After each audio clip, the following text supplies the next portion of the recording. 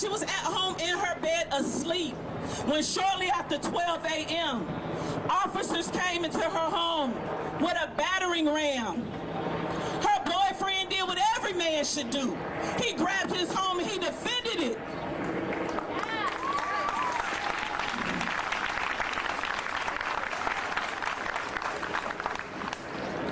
He was arrested. They convened a grand jury. A sergeant even lied during the grand jury testimony. All of it was exposed. That's why 2020 really is the year of vision. Look around, it's a lot being exposed. But there's still not been not one arrest besides that of Kenneth Walker. Not one of those 3 officers have been arrested. Not one of those 3 officers have been fired. So we're here today for Breonna. So if you want to know why we are here today despite the coronavirus pandemic, it's not because we don't believe it exists. It's because we know that despite COVID-19 and quarantine, black women aren't even safe in their homes, even if they are essential workers and first responders.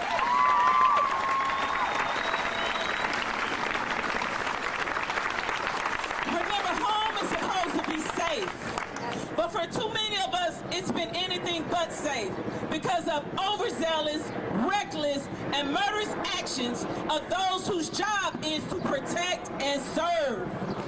Remember, Ayanna was 7 and at home. Corinne was 23 and at home. Pamela was 44 at her complex trying to get home. Tatiana was 28 and at home. Breonna was 26. Her death is my one touch that has changed my life. When I think of home, I think of a resting place, a place where there's peace, quiet, and serenity. Stephanie Mills sang that song written by Charlie Smalls.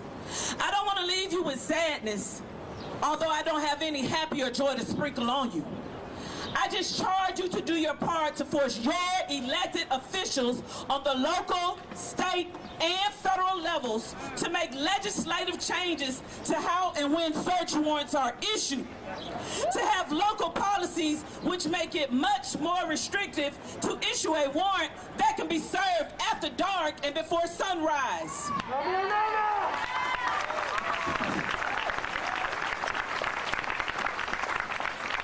Write your local judges and let them know they better stop signing these warrants without seriously credible information attached. I say this because the system failed Breonna Taylor, no different from how it failed the Tuttles in January 2019 right here in Houston, Texas on Harding Street.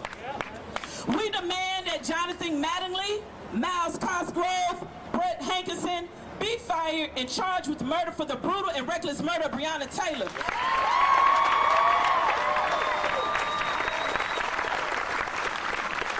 We demand that they be arrested with the same energy that they arrested and charged Breonna's boyfriend, Mr. Kenneth Walker, as he defended their home.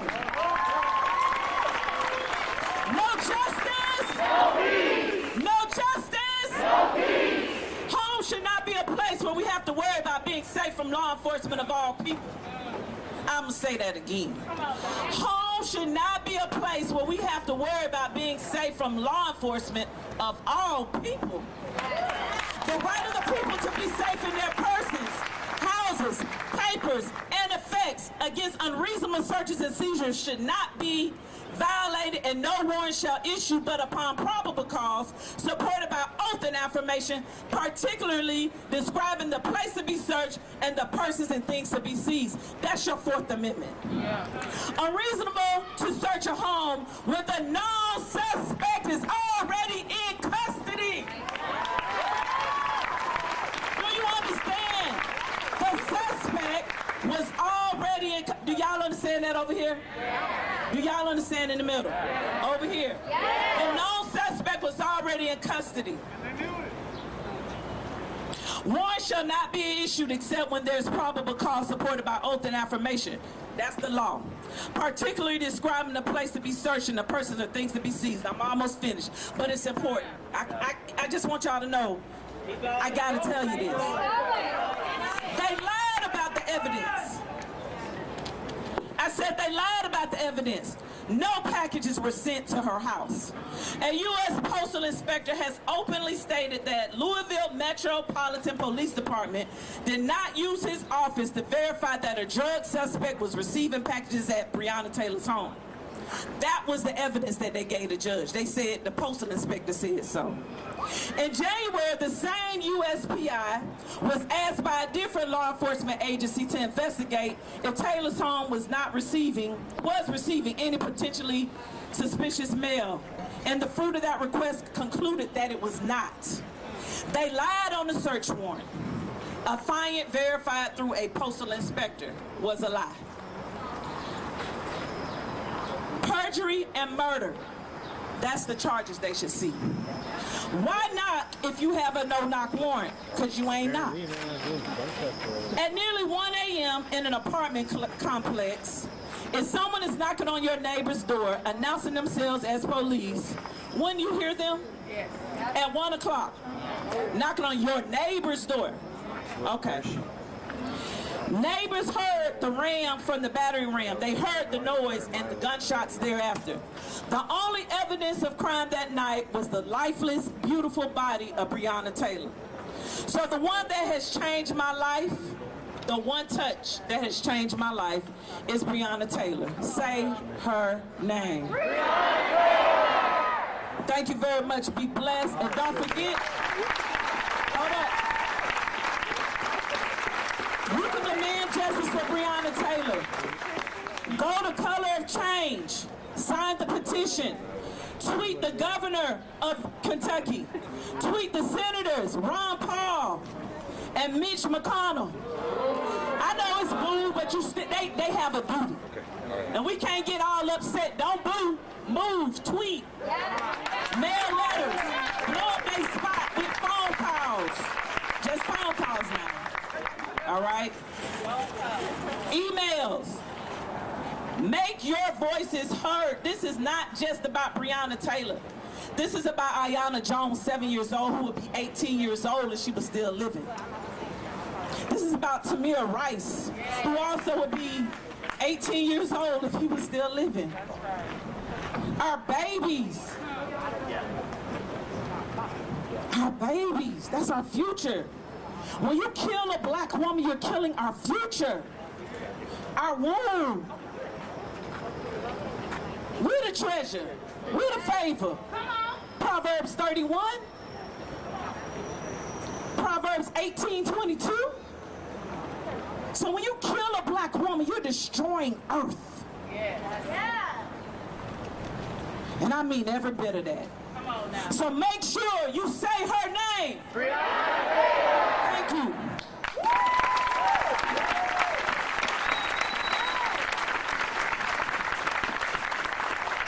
Enough is? Oh, y'all forgot that fast. Is that how y'all gonna be when y'all lead this protest today? Enough is? Enough is? Enough is? So I'm gonna give y'all a little bit of insight on outside of the legislative side of it all, the policies of it all. Earlier you heard my voice shaking. 2 nights ago I got a phone call. My uncle, my mother, she only has 2 siblings. And her older sister already passed away. But her brother, her very last sibling, passed away in his sleep. Peacefully, may I add. But do you know with everything that goes on with a black woman's life every day, I had to find myself stopping tears because I was grateful that he was not struck down in the middle of the street, that he was not beaten to death, choked to death, a victim of a modern day lynching. There are so many angles to Black Lives Mattering. Black women, we go to hospitals to have babies and have the highest, with our wide hips, as much as they are loved in our culture, the highest death rate while having children. No matter how much money we make, let me bring it back home to you. I go into the doctor's office, I say such and such is wrong with me. He says, well, what kind of job do you have to have that kind of stress? Whoa, Nothing, right? Nothing, right? He didn't know that I was practicing accounting and that I was working for a corporation that had just came from being an LLC and was buying up small mom and pop companies. I was doing that. But because I was 26 years old, there was no way that I could possibly have that kind of stress.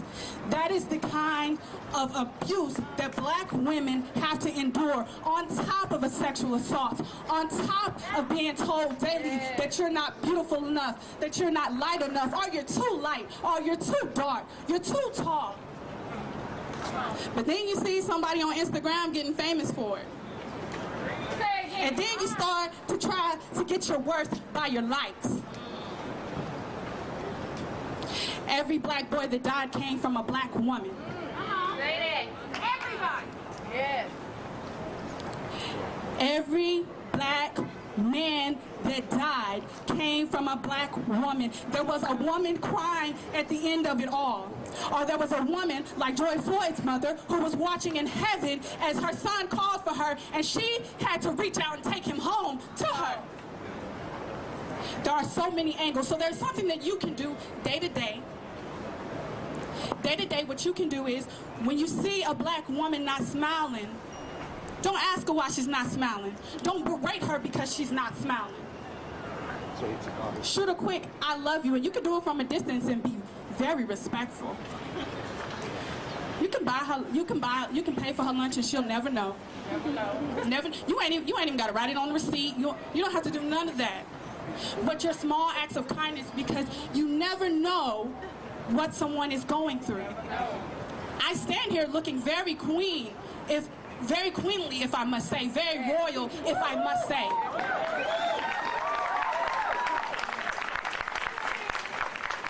However, you would never know that when I go to the doctor's office and explain my symptoms, they automatically assume I've looked something up on Google.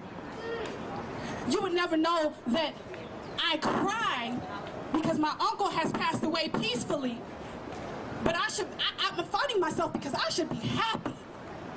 I should be happy in the way in which he passed away. We are not even allowed to grieve. Not peacefully. You're complaining about protesting peacefully? We cannot grieve peacefully. So be kind to the black woman. Don't continuously berate her and question her. To our black men, us having power does not take power from you. It empowers you. It empowers your children. It empowers your generations to come. It empowers the culture. So when I say enough is, when I say enough is, when I say enough is, well, I mean it. It's enough. We have a few more young women, black women, who are going to come up and speak their story and their truth.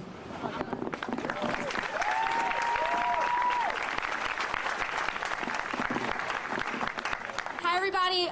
So we've been hearing some incredible testimonies and stories from black women sharing their stories, sharing the stories of what we can do and what's been happening, and I really appreciate it. So we're going to have some more black women speak, but before we do that, we're not just here to gather and have signs and look cool for Instagram or whatever. We're here to make some demands, okay?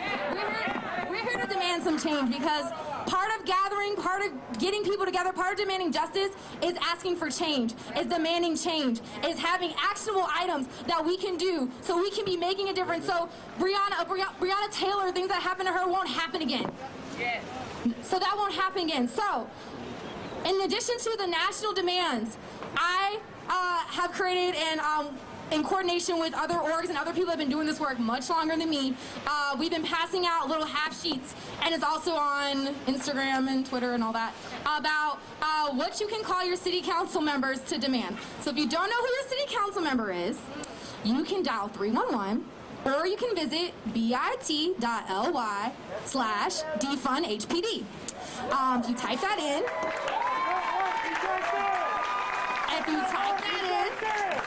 Oh, and there are also local police officers that you can go ask this of as well.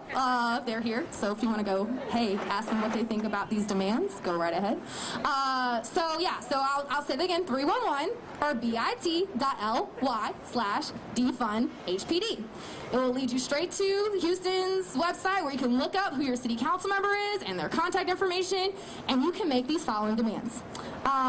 So you can call for HPD to drastically reduce police violence by implementing these 5 things. From Campaign Zero's 8 Can't Wait to policies to reduce police violence.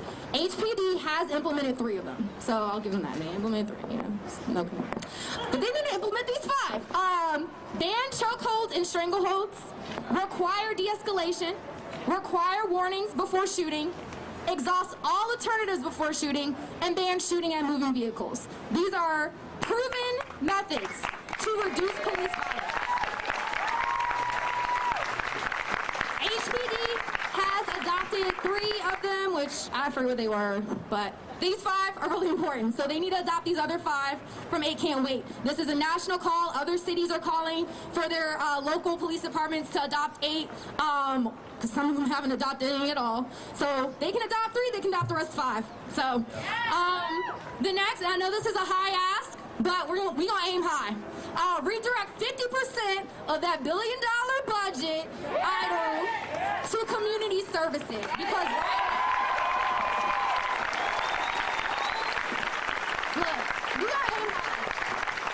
right now, for every dollar that goes to HPD, 1 cent goes to youth and family services. 1 cent. 5 cents goes to libraries.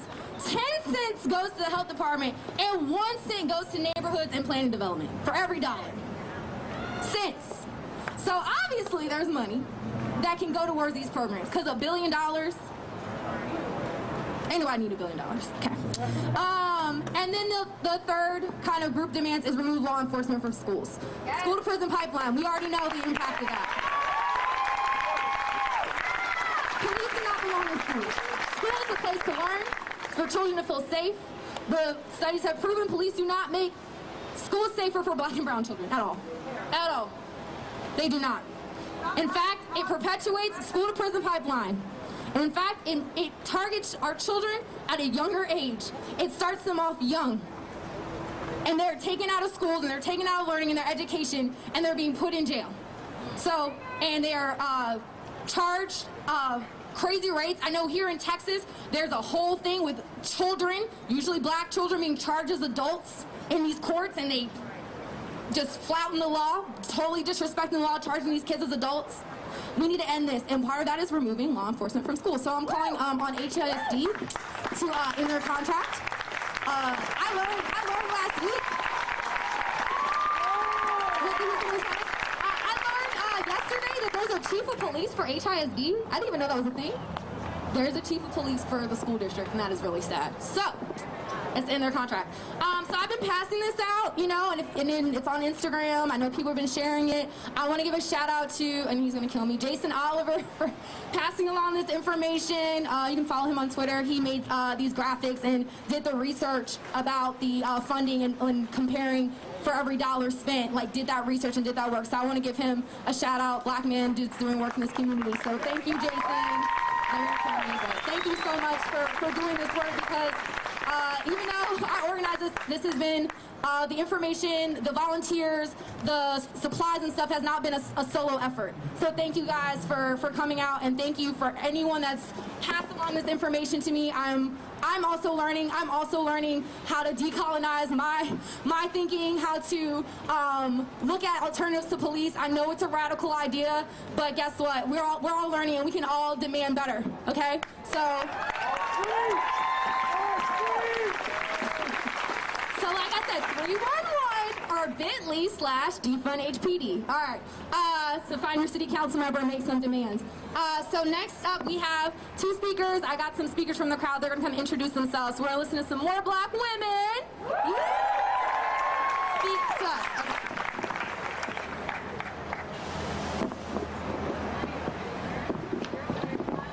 Okay. Good afternoon. My name is Selena Silva. I am a product of the Pan-African history from the Caribbean all the way to America. If you can hear me, give a thumbs up. And if you can also hear me, no justice? No peace. Prosecute the police. No justice? No peace. Prosecute the police. No justice? No peace. Prosecute the police. No justice? No peace. Prosecute the police. Let me hear you one more time. No justice? No peace. Prosecute the police. Silence is compliance, and that is not why we are here. We are fed up. We have 60,000 Houstonians show up in the past couple of days for George Floyd. Why is that not the same out here? This is hurting not only those who identify as me, but evidently all of our allies who are out here. We thank you, but blacks, especially like me, should definitely be here right now. We are more than a hashtag on social media. We are more than what they paint us on TV. We are more than this biased idea of what journalism is and how they portray us. We should definitely be way much more effective than we are now. I saw just yesterday we were 200,000 signatures short on her petition on color of change for Breonna Taylor. I'm not sure I cannot give an updated number, but we definitely need to do more than that. So I thank you all for being out here, but we have to be just as active. I know we have lives. I know we get tired. It's only been a week past since everything has really started, but this is the moment where we keep going. 60,000 of us, all 50 states protested that day, and they upgraded that charge against the murder, Derek Chauvin, and the 3 other fucking cops who was there. If that is what ensues change, then why are we stopping now? This is just the beginning. I can speak for my generation, for latter millennials, for Generation Z. We are already thought of this idea that, okay, over there, the Middle East, that is the terrible. And it's located. Should have actually affected, like, we're always talking about 9/11, how we're not but we always ignore the idea of domestic terrorism. This is police brutality, but this is terrorism. We are taking out our own citizens.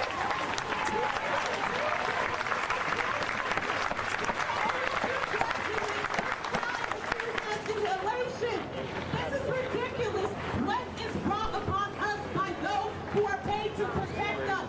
Our tax dollars. We pay them to protect us. Yes, this is ridiculous. We have to be more wound up. We cannot sit here and just be quiet and hold our sides and speak about social media.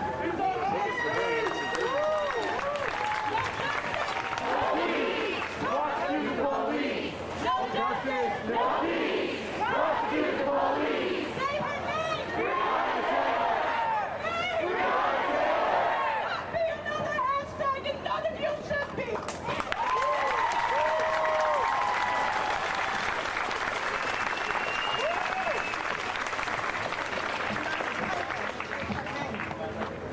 Breonna Taylor is her name.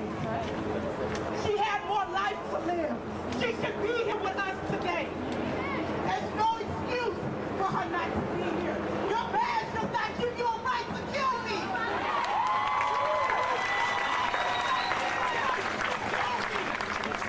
I am a brother. I am an aunt. I am a sister. I am somebody. Hello. Hi. It's your job to serve and protect, not to kill. My life matters.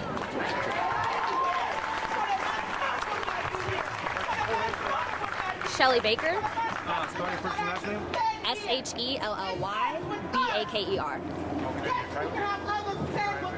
SHELLY BAKER. Organizer.